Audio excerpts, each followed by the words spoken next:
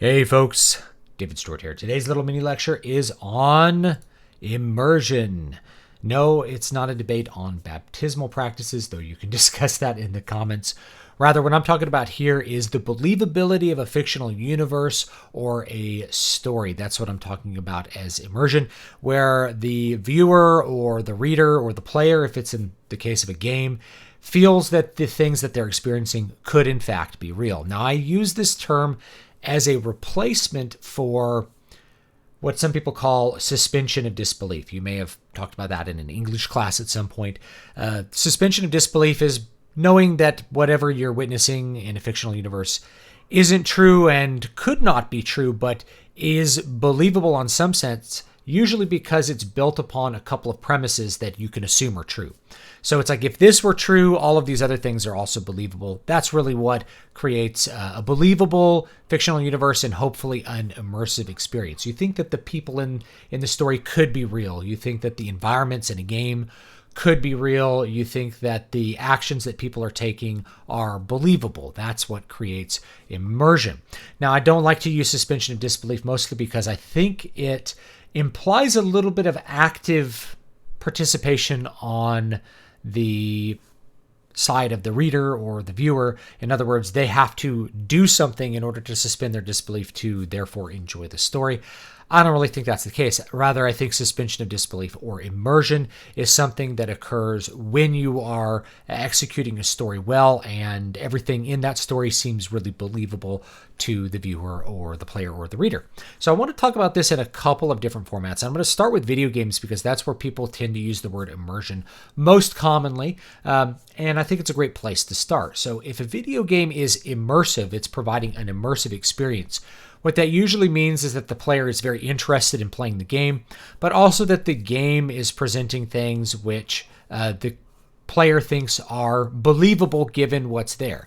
So graphics are limited. They're not going to exactly replicate the real world, but you feel like they're close enough that they're believable, that you still feel immersed. You still feel like, in some sense, you are maybe navigating an imaginary world, like if you're walking around in an Elder Scrolls game, and that the characters you meet in that world are also believable given what the world is presenting you, what assumptions the world is built on. So if you're playing something like Elder Scrolls, part of that is that there's this world, there are these races, there's magic, there's weapons, and so therefore when you are walking through the game, it's believable that there's a group of bandits and that some of them are cat people because they've built the entire game on the assumption is that, are these cat people real? If they were real, would they be like this? Would you be able to assume that they're real? Would you accept their reality given that they were real? And that's what creates, I think, an immersive experience. So a very detailed game world can produce an immersive experience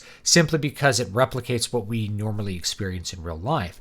A very fantastical game world can present a very immersive experience because it's believable given what assumptions the game is built on. So like I said, if you're playing an Elder Scrolls game and there's some sort of magical looking building, or like if you're playing Skyrim and the building looks like some piece of Scandinavian architecture with like some dragons on the top of the stave roofs or whatever it is, you believe that those things could be real because the setting is presenting itself in a coherent and logical fashion. Now, when immersion is broken in a game, it's because some element is poking out from that matrix of things that make sense and is reminding you that it's just a game. It's reminding you that it's not real, or characters are doing things which aren't really acceptable given what is going on in the game. So if a character acts erratically, if a character does things that a normal person wouldn't do, that could be acceptable in a game if they're doing things which make sense in the context of the game. It's when the characters do things that don't make sense in the context of the game that you feel that there's a break in immersion. Or if you're, say, going through a level in a game and you see an object that really looks out of place or doesn't look real, that breaks the immersion. So if you were to see a coffee cup in the middle of Skyrim, you'd have an immersion break. You'd feel like, that's not real. I'm no longer really believing what I'm seeing, and I feel like what I'm seeing is some sort of digital product rather than some expression of a world that could be real. So things that break immersion in games tend to be everything that will break immersion in stories that I'll talk about later, plus graphical things. So if the graphics aren't convincing, if something is really low texture, like if it has a really low resolution texture pasted on it, you see that stick out and you realize that it's a fake object. Strangely, if you're playing an older game like Morrowind that tends to have pretty low quality textures in general, I still feel like it's an immersive game because everything is the same. It's uniform. And when things pop out at you, it's when there's like a low quality texture in a modern AAA game or something like that, or maybe a low poly face that just sticks out from the rest and doesn't look like it fits in with the game environment. So the uniformity of the aesthetic and graphical presentation of a game, I think, goes a lot towards presenting a player with immersion. There's lots of other things that go into that to improving immersion. Recently, I was talking to people on stream. I decided I was going to play some Skyrim because we had a really rough thing happened with my family recently. My mother-in-law died, and so we've been trying to deal with that. And I'm like, I just want to do something relaxing and kind of, I don't know what the word is, introverted. So I was like, I'm going to do Skyrim again. And so I set it up to go across all my 3 monitors, which is a big pain in the butt, but I managed to get it done. And it provides a very immersive experience because not only is the graphical presentation right in front of me on my main ultra-wide monitor, but it's on my 2 other monitors as well, filling my peripheral vision and making the entire dungeon delving and exploration experience feel more like it could be real. Now, obviously, if I look closely at the trees, they're not real. If you look closely at a rock, it's not real. If you look closely at a character, it's not real. But it adheres enough together that kind of like if you're looking at a drawing in a comic, you're seeing a representation of a real object that's close enough that you think it could be real. It makes sense. It's part of the uniform presentation, and therefore it still feels immersive. So moving on from video games, let's go to another visual media. Let's talk about movies. So immersion in movies, because movies are a passive experience rather than an active experience. Immersion in movies has a lot more to do with the coherence of what you're being presented with rather than just uniform graphical presentation, which can go a long way to making a game immersive. If you have a movie that has bad CGI in it, let's say you're going for something like a blockbuster Marvel movie, if there's a piece of bad CGI in the middle of it, that can really break your immersion, your believability of the game. It will make you stop suspending your disbelief and go like, that's not believable. So if you see really good CGI and then something pops out that just looks really fake, like someone with a wax face. This was some of my complaint about some of the newer Star Wars movies that used dead actors like Peter Cushing, and I think this was in Rogue One. They pasted his face on another actor or something, and it just looked uncanny valley weird. It didn't look right. It didn't look like Peter Cushing. So because it didn't look correct, it broke the immersion. I was not believing that Peter Cushing was there, and I became intensely aware that the environment was not real, that nothing about that scene was real. So sometimes something can pop out from that uniform matrix and make you go, that's really not real, or that really doesn't look right. I think one of my favorite moments of this was in actually the movie Signs by M. Night Shyamalan, where you finally see the alien and water pours onto his shoulder, and it's just very fake looking. That's the only time that you ever really clearly see the alien in a way that is unreal in any sense. You only see glimpses of aliens prior to that, maybe a hand or like when he cuts the fingers off. That's the mark of good horror production, by the way, is you're not showing the monster. You're letting the viewer fill in the details of the monster. You're letting them really imagine what the monster is or could be. That makes it a lot more believable. What breaks that immersion in the horror world, the reason you have a jump is because you are believing that those things are real. On some level, you are immersed in the experience. You think the characters could be real, or they are real, at least in the moment. You're not disbelieving them. And then when you see the waterfall on the alien, you're like, it's no longer scary. The scariness disappears because the immersion has been broken in that particular moment. There's a reason, if you're watching the original Alien by Ridley Scott, that you don't see the alien in his entirety until the very end, and you really only see him in darkness. And at the very end, it's kind of clear it's a guy in a rubber suit. And But prior to that, you only see the hands, you see the face, maybe you see the tail coming up, you see these parts of the alien, you don't ever really see it in its entirety.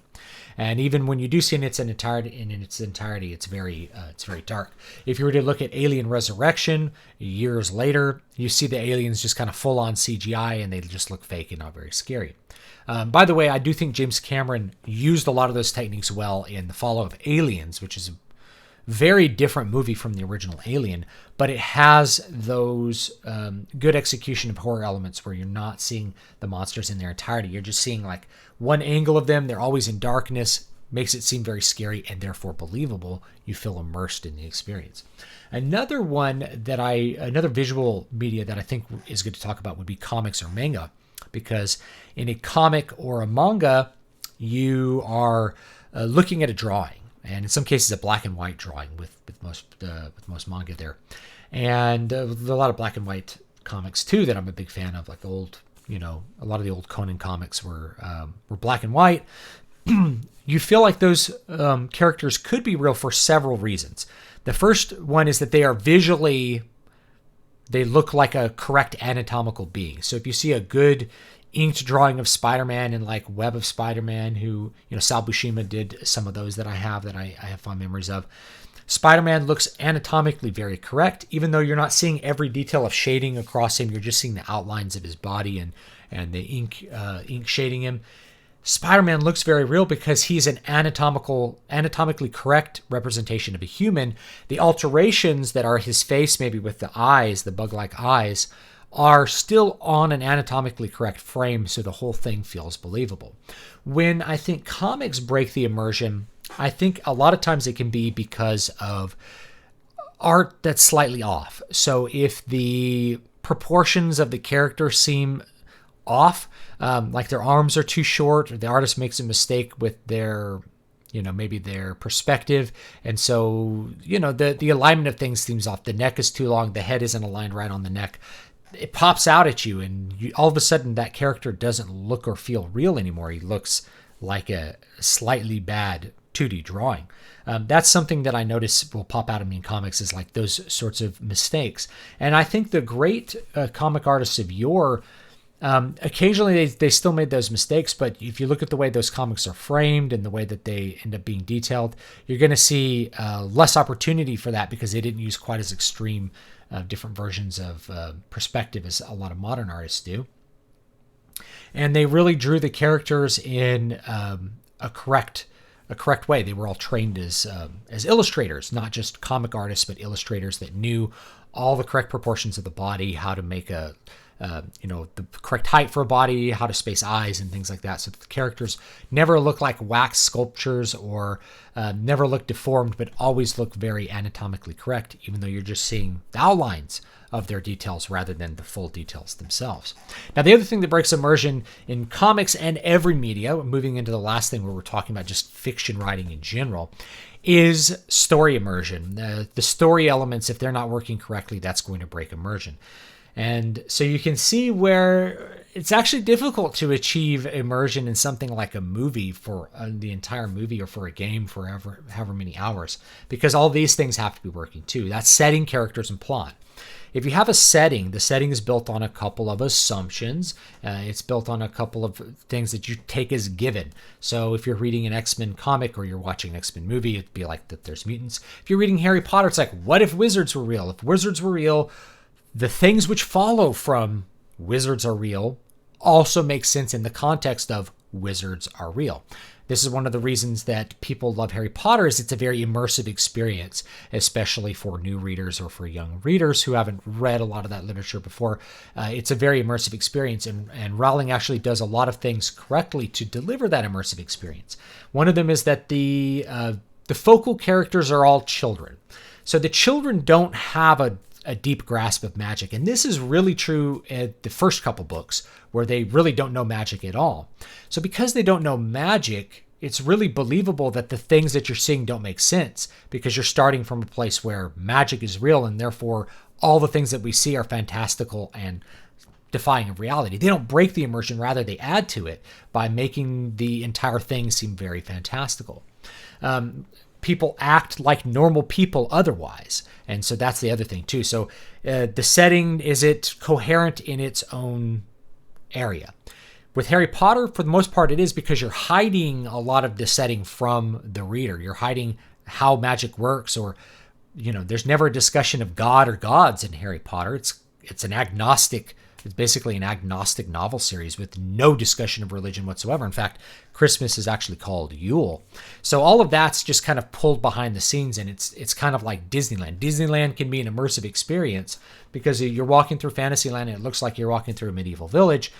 But if you ever ride the train behind it, you realize, oh, well, that's like a wooden facade or a synthetic facade, and it's just like a brick or stucco building behind that.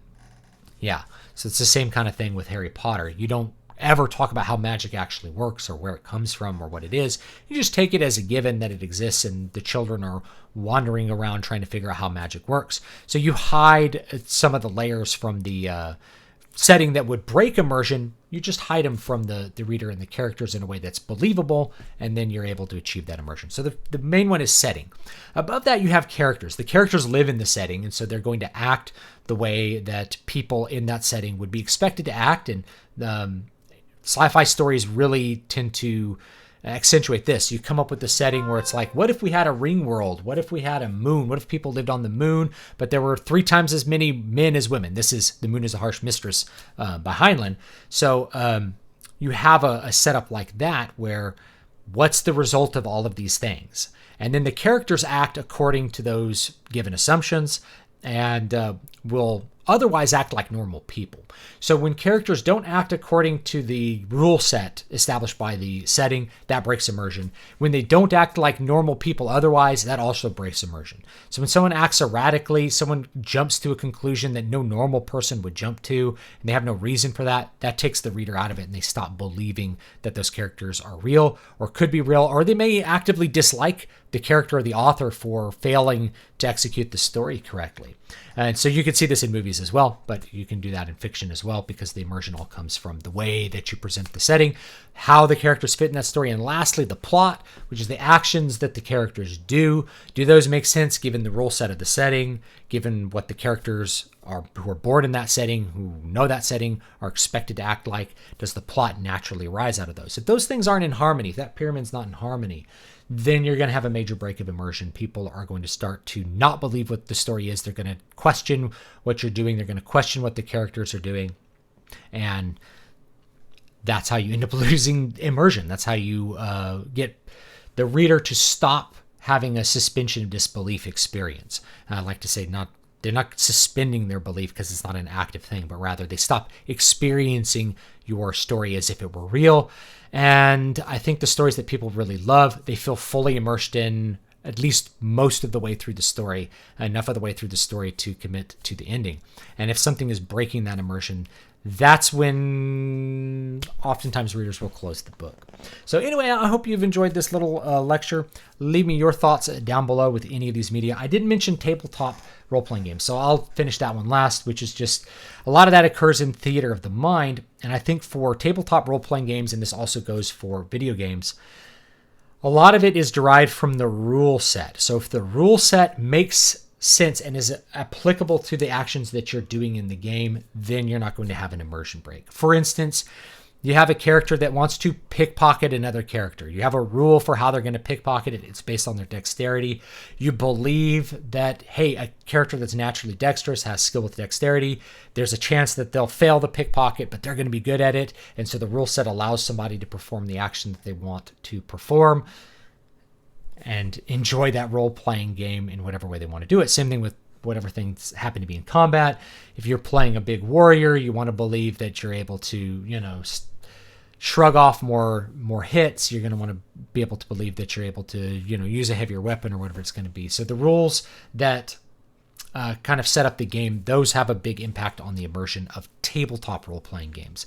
And as far as the story goes, the setting and the story, that has to be present too if you're doing a narrative-heavy RPG experience like modern Dungeons and Dragons. If you're doing old school, it's the rule set becomes of more critical importance, but the rules are still important, I think, in a modern setting as well, if you want to have that continued immersion. And I think if you are ignoring rules, that's when the immersion tends to go away a little bit, because the rules are what are governing what you think is possible to do with your characters and the outcomes, and whether, especially if you fail a roll and something bad happens, that's like a plot event. And that's something that is memorable, I think, about play is the failed rolls, not so much the successful ones. So anyway, let me know what you think down below. Don't forget to like, comment, and subscribe. You can find out more about my books at dbspress.com. I write a lot of fantasy books, and more coming out this year. So have a great day, and I'll see you guys next time.